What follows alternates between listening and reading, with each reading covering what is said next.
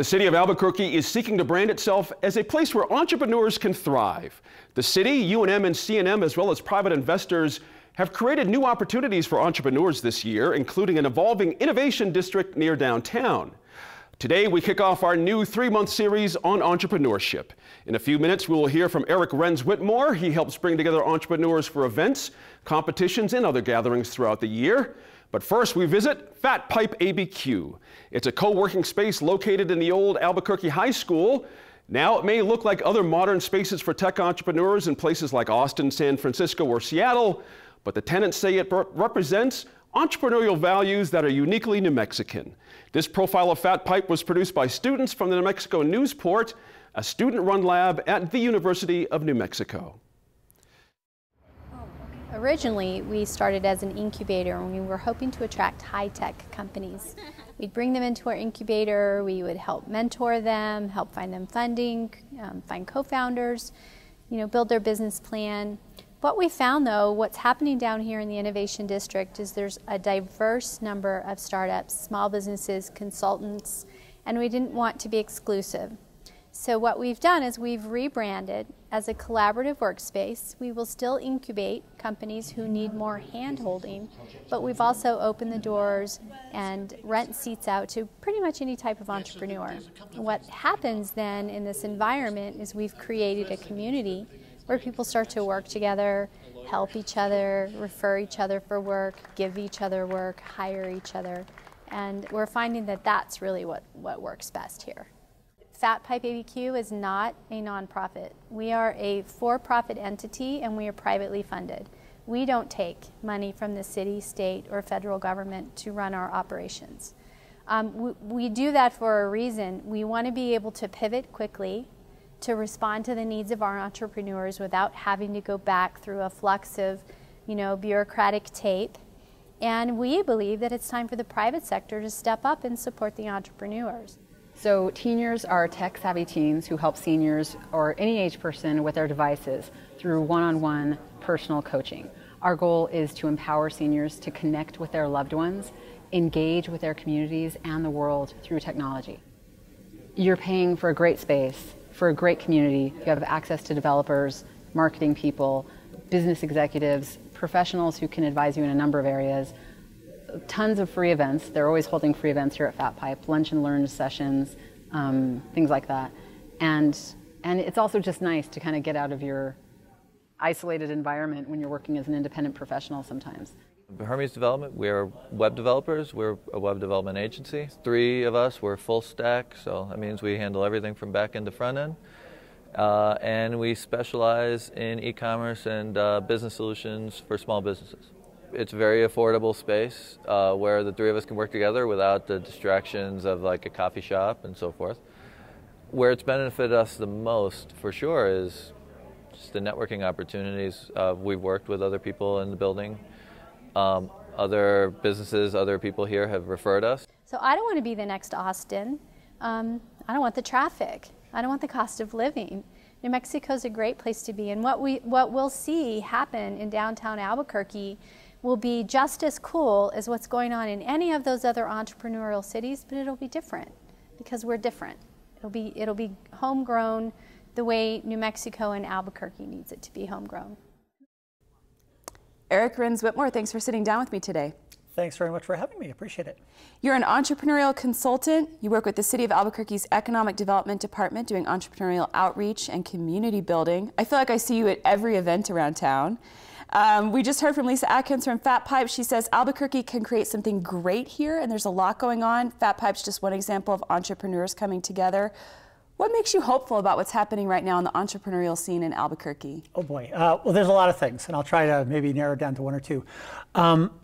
One thing that I think is actually really gives me hope is that we're doing all these different kinds of events, from startup weekends and other things that bring different entrepreneurs, different people together. We keep seeing new people showing up. So whether that's the people who show up at the Teen Startup Weekend or new entrepreneurs who are showing up to pitch at different kinds of events, there's always new people involved with great ideas and great skills. So that means we've just barely tapped the surface of the kinds of entrepreneurs we need to grow this community. What are some of the most common challenges for aspiring entrepreneurs in our city right now? Oh boy. I mean, there's a lot of different challenges, and it really depends on the kind of business or venture that they're interested in launching. So each of them has their own challenges. I think some of the broad challenges that New Mexico faces and Albuquerque does is we're not as connected as some other cities are. So the really like Bay Area, New York, those places are hyper connected. You'll see the people you need to meet at a coffee shop, and you'll just fall in love and start a company. It's not exactly true, but we're a little bit more loosely connected here in Albuquerque. So that's one of the things we've been working on in terms of bringing people together so that they know either the people they need to work with or the people who can help put them in touch with those folks. So connectedness is definitely one of the challenges. Now, when you say connectedness, do you mean geography? Like we're a spread out city, we've got these areas where there's not a lot of people coming together just to hang out? That's definitely part of it. And I think there's also kind of I hear and I believe there's a bit of a culture of many people came to the desert, they came to the Southwest to not exactly be very close with other people. They like that it's spread out. So there is that sort of individual nature or individualistic aspect to what we're doing here. So that kind of cuts against what we need in order to create this entrepreneurial culture. So you'd like to have the ability to go to your place and see the great skies and be in nature, but there's also got to be that opportunity to meet and talk and work with other people. I imagine one of the other challenges is money. I mean, you need money to start a business, and I think there's often this New Mexico is so poor, there's just no money here. Is there money for entrepreneurship? I think there is money. The people who need money. Money's always a challenge, I'll put it that way. And I've talked with people from other ecosystems around the country. There was some event I was at with a lot of folks from Seattle. And what was their number one concern? It was money. They didn't have the money to launch these businesses. So everywhere that you go across the country, they feel they have these challenges. New Mexico definitely doesn't have the banks and the venture capital wealth that some of the top places around the country have. But in terms of where we stand, in terms of the size of the city, we're actually doing pretty well. So it really depends on the kind of business. I know that's really a good, clean answer. So we've got two issues. We've got geography and bringing people together, and we've got money. Who is helping aspiring entrepreneurs overcome those challenges so they can start a business? I think there's been a lot of groups that have been doing this for a long time. So there are a lot of service organizations, West comes to mind, and then there's a bunch of other organizations that have started fairly recently. So these new accelerators, so with ABQID and Creative Startups and Ignite Accelerator over at C&M. So there's a lot of new programs that are coming out to really help speed up taking somebody from the idea stage to, we can actually launch a business that's viable. So there's a lot of organizations that are helping on that. There's also, and I'm a little bit not quite as close to the conversations around the funding side of things, but I know that there's some work going on to make loans more accessible, to make the on-ramp to getting funding for any kind of business a lot easier. You just mentioned an accelerator. That might not be a term a lot of folks are familiar with. What does that mean? So accelerators are, it's fairly new.